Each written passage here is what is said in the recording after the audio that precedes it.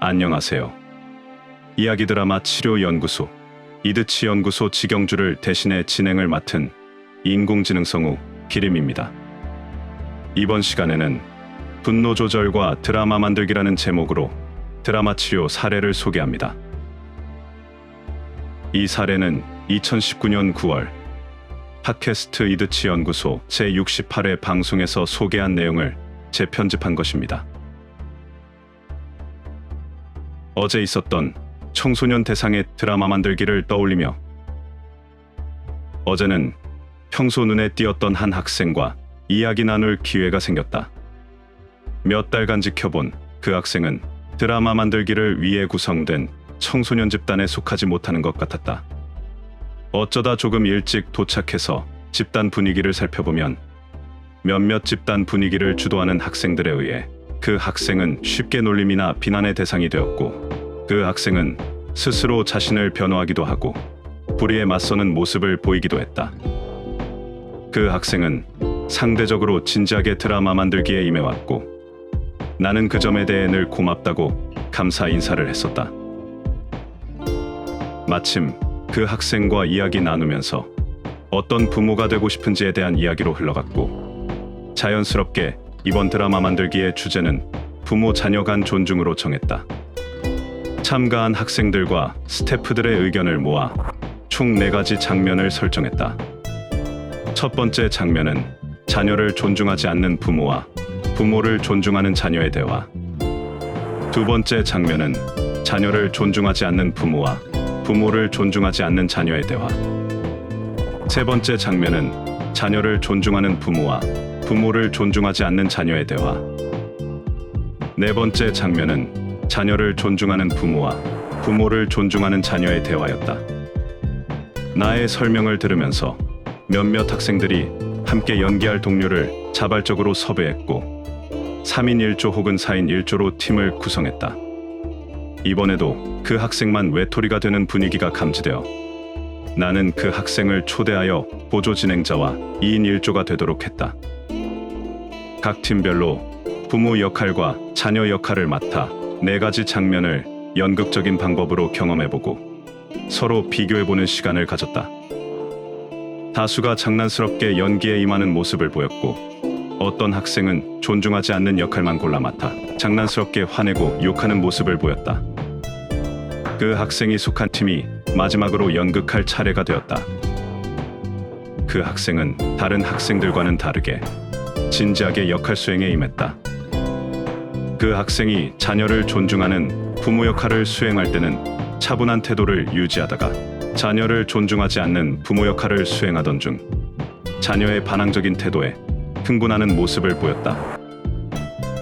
부모와 자녀가 논쟁하는 장면을 연기하면서 그 학생은 소리 지르며 갑자기 아들 역할을 맡은 보조 진행자를 걷어찼다. 그 학생은 놀란 눈으로 곧바로 사과했다. 보조 진행자가 차분한 태도로 사과를 받아주었음에도 불구하고 그 학생은 계속 죄송하다는 말과 함께 사과했다. 다른 참가자들이 그 학생을 향해 큰 소리로 비난하고 지적하여 나는 보조 진행자에게 집단과 이야기 나누는 시간을 잠시 가져주기를 부탁하고 그 학생을 프로그램실 밖으로 데리고 나갔다. 그 학생은 혼날 준비가 되어 있는 것 같았다. 나는 그 학생에게 학생이 무엇을 잘못했는지 곧바로 파악하여 사과했고, 보조 진행 선생님은 학생의 사과를 잘 받은 것으로 보인다고 말했다. 그 학생은 진지한 표정으로 해서는 안 되는 짓을 했다며 다시는 이런 일이 반복되지 않도록 주의하겠다고 말했다.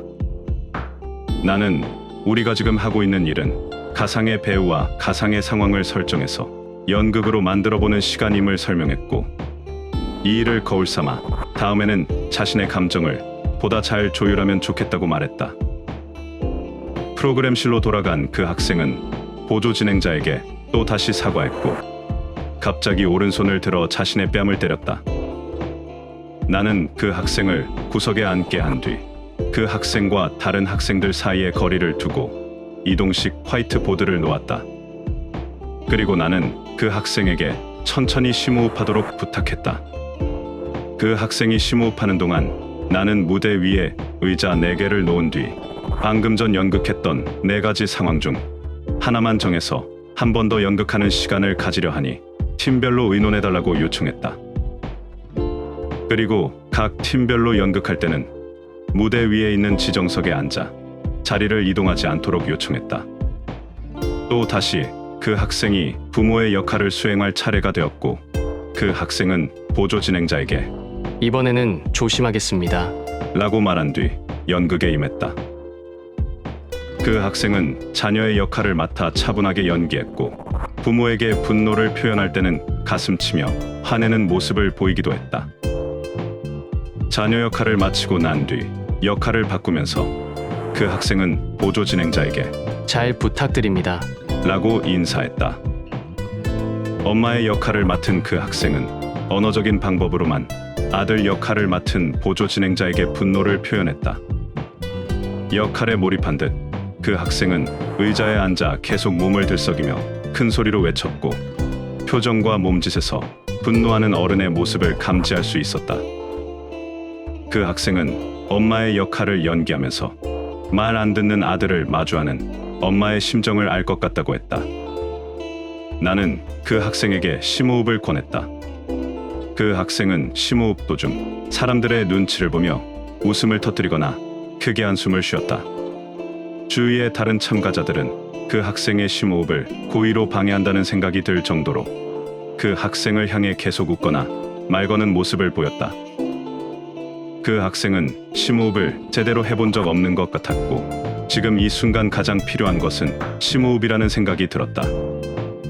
그리고 이 집단은 그 학생에게 호의적이지 않다는 생각이 들었다. 나는 모든 진행을 중단하고 이 자리에 있는 사람 모두 함께 심호흡 연습의 시간을 갖자고 제의했다. 심호흡 연습을 방해하는 학생 2명이 눈에 띄어서 나와 보조 진행자가 두 학생의 심호흡 연습 동참을 진지하게 유도했다. 모두 차분하게 심호흡 연습하는 모습을 확인한 뒤 나는 그 학생과 심호흡 연습을 방해한 학생 2명에게 소감을 요청했고 소감을 들은 뒤 오늘 진행한 연극이 심호흡과 어떻게 연결되는지 설명했다. 분노 조절에 문제가 발생하고 누군가 피해 입고 여러 번 사과하고 스스로 뺨을 때리고 다시 분노 조절에 문제가 발생하고 누군가 피해 입고 여러 번 사과하고 스스로 뺨을 때리고 또 다시 분노 조절에 문제가 발생하는 것을 관찰하면서 그 학생은 분노와 후회가 연결된 불편한 순환고리를 계속 경험한다는 생각이 들었다. 나는 그 학생이 자신의 분노 행위를 순간 잘 감지한 것과 역할 바꾸기 기법을 거쳐 역할 몰입과 역할 수행을 해낸 것에 긍정적인 의미를 두고 싶다.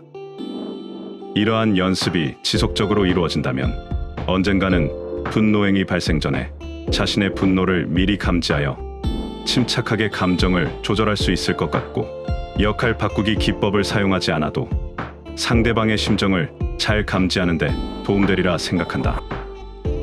그 학생이 나와 함께 안전한 연극 경험을 할 수 있는 기회가 한 번 남았다. 남은 한 번의 드라마 만들기가 그 학생의 순환고리를 끊는데 조금이나마 도움되기를 기원한다. 이상 분노 조절과 드라마 만들기라는 제목으로 드라마 치유 사례를 소개했습니다. 질문이나 의견 있으시면 댓글이나 이메일 부탁드립니다.